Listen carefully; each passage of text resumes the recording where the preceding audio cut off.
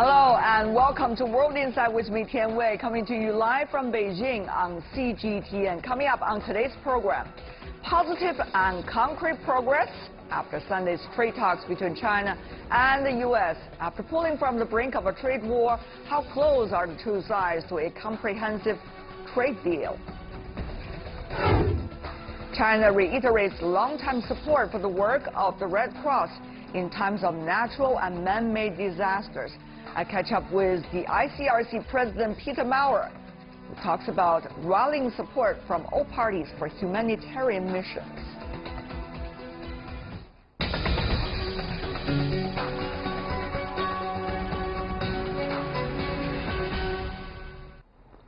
Let's begin our program today in Beijing, where the latest round of trade talks between China and the U.S. has wrapped up over the weekend. After Sunday's meeting between Chinese Vice Premier Liu He and U.S. Commerce Secretary Wilbur Ross, the Chinese side made a statement saying positive and concrete progress was made. The statement also warned any agreements would be void if Washington moves ahead with tariffs. A new round of talks trying to settle the trade disputes. The world's two largest economies sat once again at the negotiation table and achieved positive results. U.S. Commerce Secretary Wilbur Ross said the trade talks have been friendly and frank.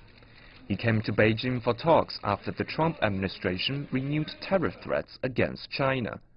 It could affect Chinese goods of a total worth $50 billion. After the negotiations, China's Xinhua news agency made a short statement. It said the two sides had good communication on implementing the consensus reached in Washington. It also said both sides have made concrete progress in many areas, such as agriculture and energy. However, the relevant details have yet to be confirmed by both sides. Last month, during Chinese Vice Premier Liu He's visit to Washington, the two sides agreed on meaningful increases in U.S. agriculture and energy exports. But China also suggested in the statement that the achievements reached by the two sides should be based on the premise that the two countries will not fight a trade war. And if the U.S. continues with trade sanctions, including tariffs, all the economic and trade agreements will be void. The Xinhua statement added that China's attitude has been consistent, which is that it's willing to increase imports from all other countries, including the U.S. And China will not change the rhythm of its reform and opening up. The trade disputes have been going on for months now, and the talks this time are expected to pull the two countries back from the brink of a trade war.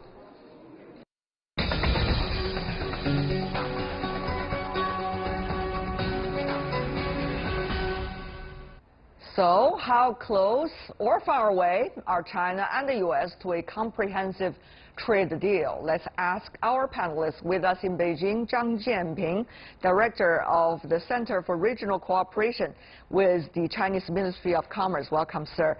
Also in Beijing, Ever Xie, CEO of Gaofeng Advisory. Welcome as well. And also in Washington, D.C., Steve Preet, the Managing Partner at Watts Partners. Welcome. Mr. Preet, I want to begin with you. What do you make of the statement at the end of the day between the two sides for this round?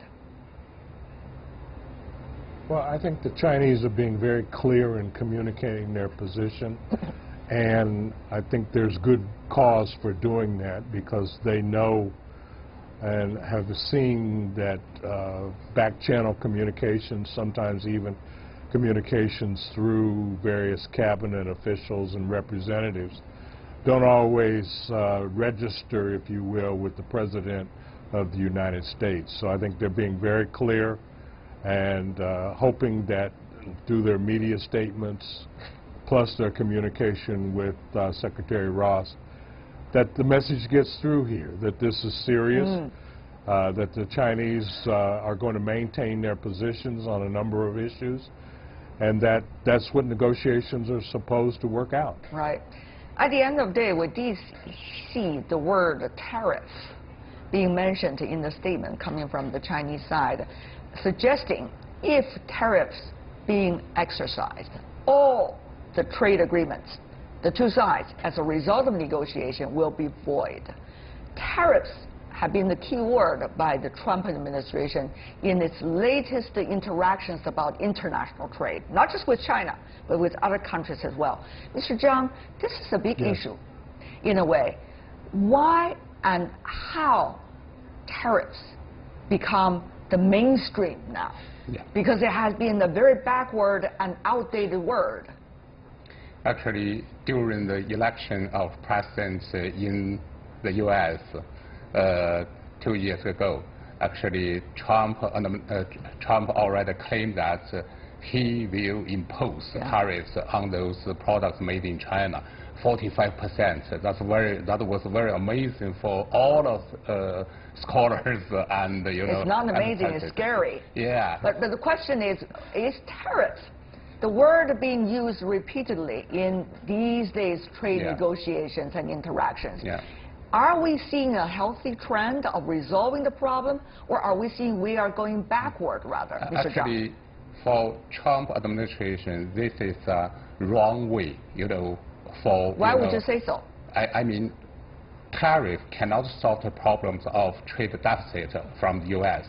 All of those mainstream economists in the U.S. already, provided their suggestions to the president. Also, that between China and the U.S., our economic structure decided that only by China's, import increasing, can make more balanced trade relationship between two economies. Also, from Chinese side, if we can, invest much more in the U.S., also that would be more balanced, international payment for two countries' economies. Solution is one thing. The way of trying to negotiate is another thing. But even look at the way of negotiation, Mr. Puig, the threat of tariff. Is that a healthy way for negotiation? Is that the way that should lead the trend of today's trade negotiations? Well, I think first and foremost you have to separate what is going on here. Number one, you have trade negotiations, which are certainly important, and they're ongoing.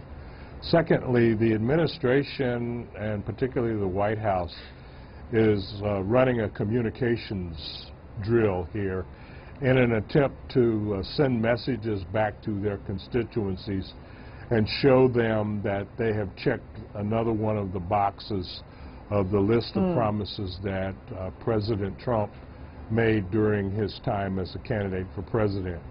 And then I think thirdly, you have to appreciate the fact that as far as President Trump is concerned, and from a marketing perspective, he's being, I think, rather coy in communicating one simple message here, and that is the issue of tariffs, and not really creating a lot of confusion about a lot of the other elements that go into the entire exercise. And that's why you see the various rounds of discussions, and there will, I suspect, be at least one or two more before anything of substance results from these current talks.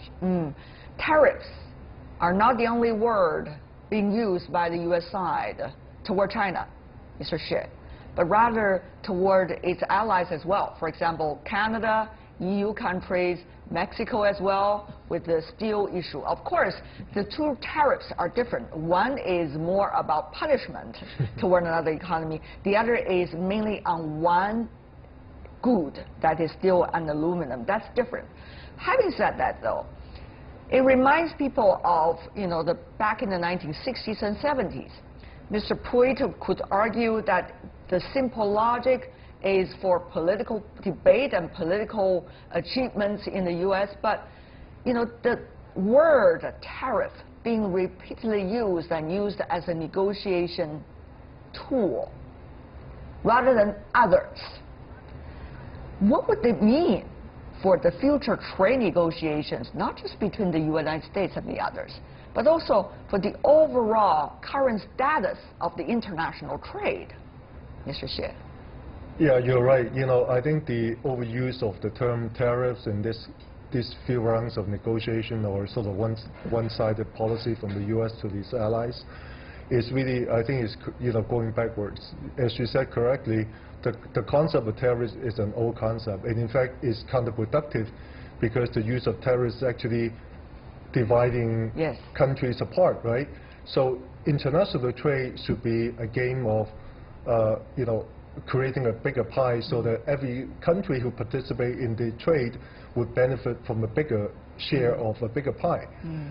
But a tariff is actually working the other way. It's kind of try to shrink the pie and therefore creating barriers or wars. You try to punish the other you side. Punish the other one. Rather so than seeking a common ground so that everybody could be the winner of different degrees. Exactly. So you're going backwards in a way.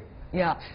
Mr. Guterres, Mr. Pruitt, the former Commerce Secretary serving the Bush era, earlier in the interview talked about you just cannot put a gun toward another person's head and say, sit down, negotiate, and give me the money.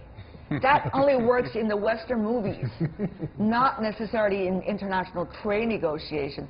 I think that's an interesting analogy, isn't it?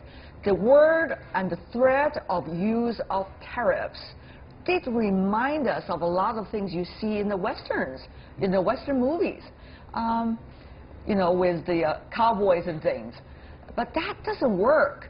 So if it doesn't work, why do we pretend as if it works and therefore repeatedly use those phrases and create a mirage to even cheat other people? That's my big question, Mr. Pruitt.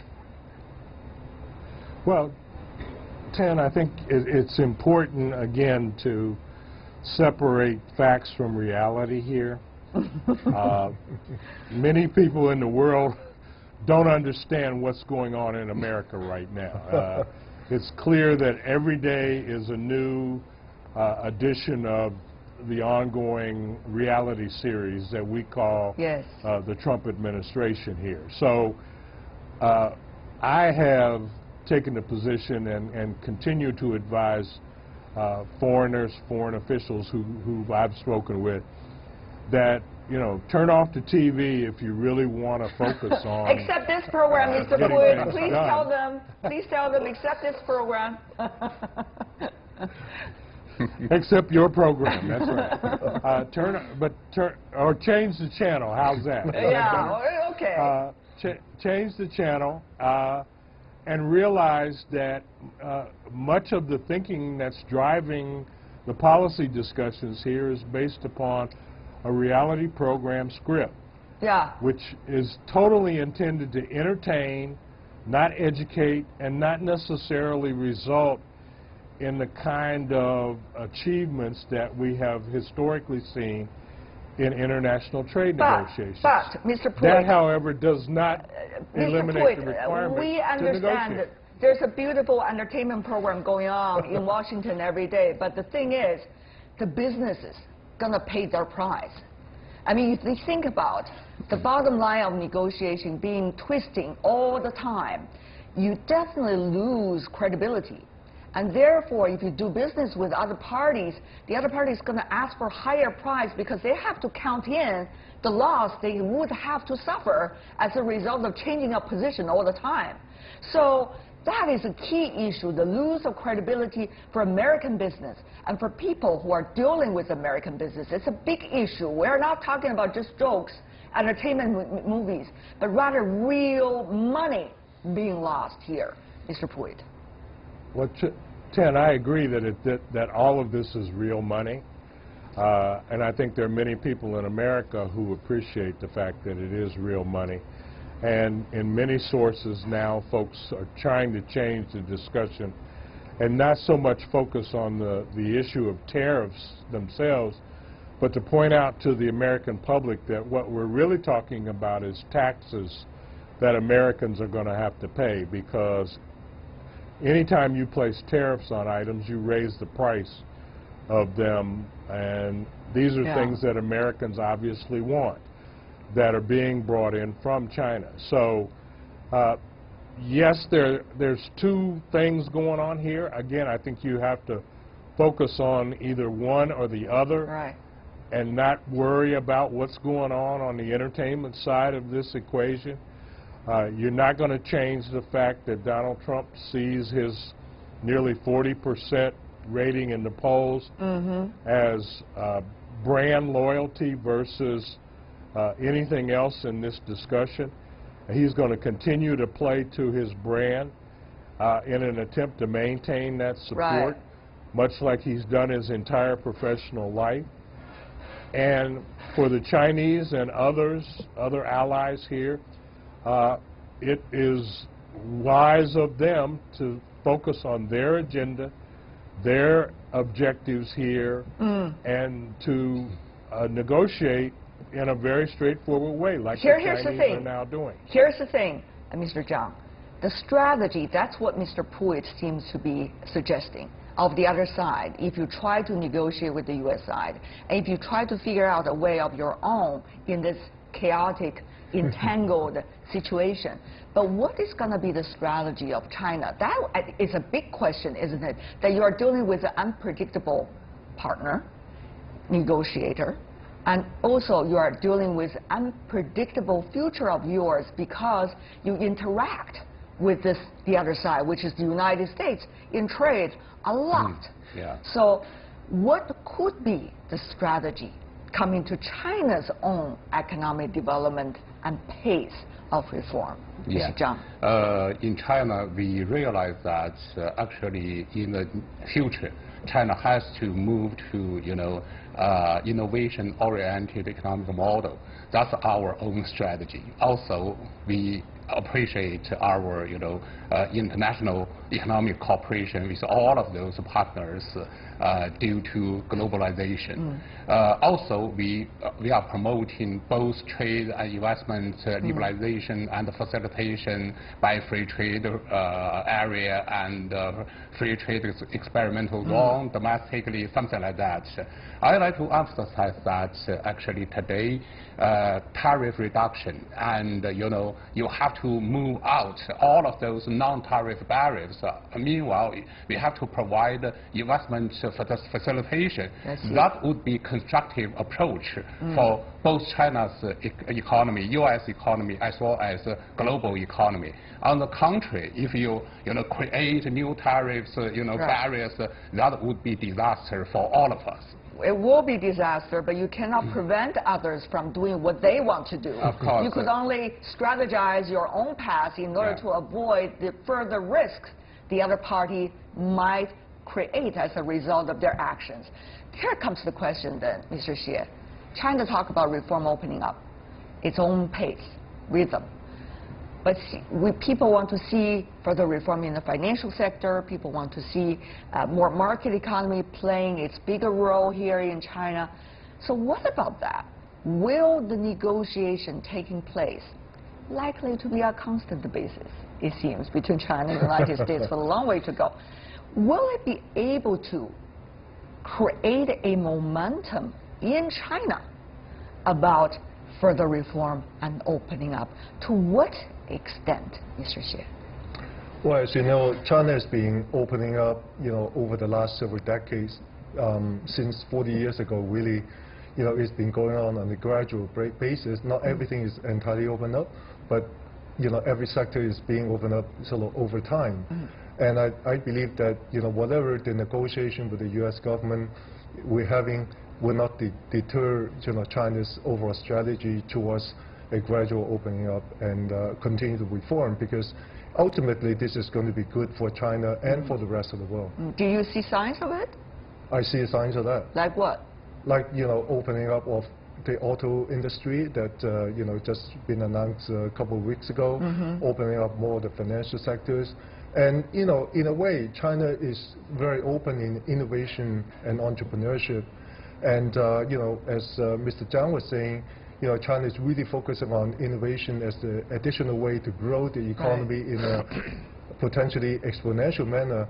I think the Americans, in particular, the entrepreneurs and also American corporations, should really try to take part more in China innovation and to really take advantage of the dividends that they can reap from the result of China's innovation. Well, the Chinese side is thinking about their own strategies, Mr. Poit, of trying to figure out a way in an entangled situation, not lose the ability to see the light at the end of the tunnel. What about American businesses? I mean, after all, American businesses are global businesses. And they have to deal with the unpredictability that they are seeing every day now as a result of what is going on in the negotiation room, and as a result of loss of credibility of the United States, as a matter of fact, as a result of the going on in the negotiation room. So, Mr. Poit, what do you think could be strategies for them? Well, I think they are following the first order of trade negotiations here, and that is to try and see if there is a real strategy behind what President Trump and the Trump administration are proposing. And I think at this juncture, the assessment of that is there is no strategy. Secondly, I would say that they are communicating, and in America we have multiple areas where pressure can be applied. Yeah. And unlike China, where you really kind of got a narrow path to walk, there are any number of pressure points here, and we saw initially when Trump threw the first stink bomb into the room, the farmers and others raised up their voices, and that resulted in what was then a move to put the current discussions about tariffs on hold. Again, I suspect that now that we've had this last round, and because there is deafening silence on the U.S. side as to what has come out of that, I suspect that the American corporate community will again rise up and start communicating through the various channels to force some significant achievement and negotiations here. And I think in one respect it's almost good that the ultimate outcome may not come in the public venue. I see. Because that then at least gives both parties the ability to claim victory. And I think at the end of the day, that's going to have to be part of the equation here. All right. Before we go, I want to have one sentence and one sentence only from every one of you gentlemen. What are the things that we should watch about whether there is going to be any further real discussions about U.S.-China trade, of course, for the positive side? Let me go to you, Mr. Xie, first. Yeah, one sentence. Yeah, I think the U.S. needs to be careful not to flip-flop too much in terms of these tactics, and China would need to stand on its principles. I see, Mr. I hope that U.S. side could be on the rational track and avoid to impose, tariffs, this type of extreme, policies. Also, we hope we can have constructive relationship. I see. Last but not least, Mr. Poit. Watch the activity on Wall Street, the commodities market, and the U.S. Congress. All right, I got a list. Thank you so much, gentlemen, for being with us. Steve Poit, Edward Xie, Zhang Jinping. Really appreciate gentlemen for being with us. Thank you so much.